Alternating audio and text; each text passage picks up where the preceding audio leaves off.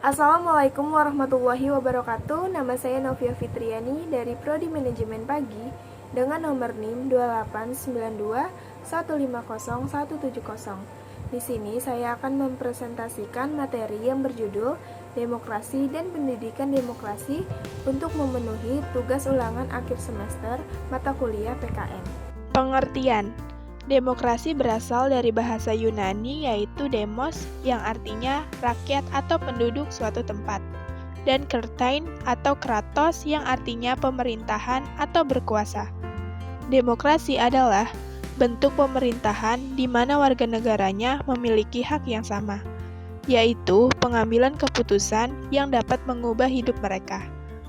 Pendidikan demokrasi adalah pendidikan yang memberikan kesempatan yang sama kepada setiap peserta didik untuk mencapai tingkat pendidik sekolah yang setinggi-tingginya sesuai dengan kemampuannya. Demokrasi pendidikan adalah pengajaran pendidikan yang semua anggota masyarakat mendapat pendidikan dan pengajaran yang adil. Menurut Aristoteles, demokrasi adalah suatu kebebasan atau prinsip demokrasi ialah kebebasan. Menurut Abraham Lincoln, pemerintahan dari rakyat, oleh rakyat, dan untuk rakyat. Menurut Hans Kelsen, adalah pemerintahan oleh rakyat, kekuasaan negara dijalankan oleh wakil-wakil rakyat. Prinsip demokrasi pendidikan.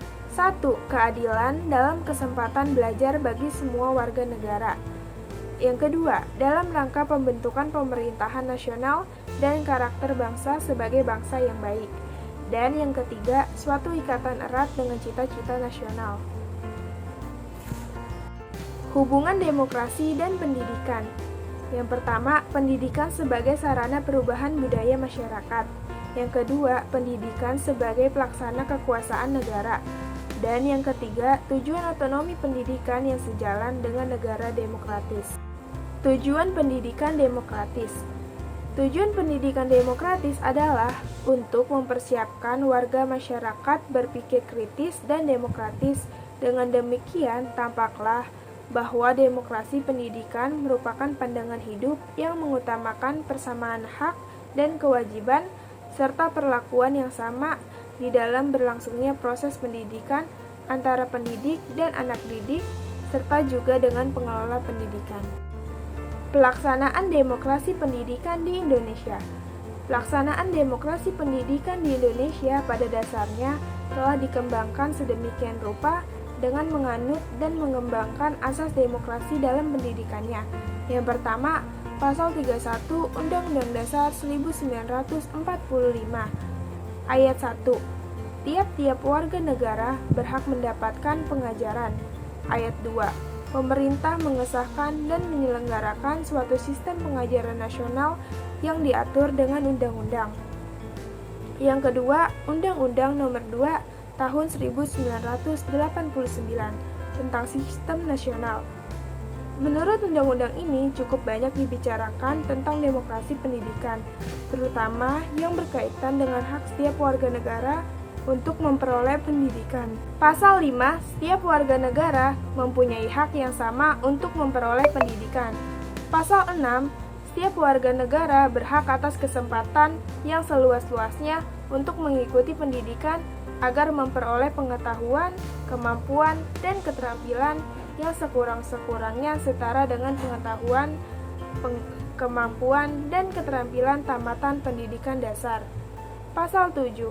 Penerimaan seseorang sebagai peserta didik dalam suatu satuan pendidikan diselenggarakan dengan tidak membedakan jenis kelamin, agama, suku, ras, kedudukan sosial, dan tingkat kemampuan ekonomi, dan dengan tetap mengindahkan kehusuan satuan pendidikan yang bersangkutan.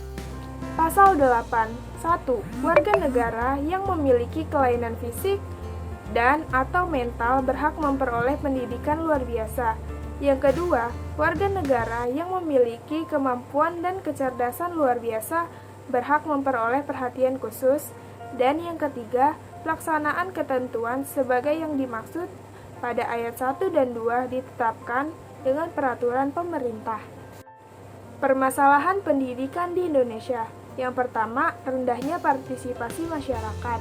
Yang kedua, rendahnya inisiatif kebijakan yang kurang demokratis. Dan yang ketiga, tantangan kehidupan global.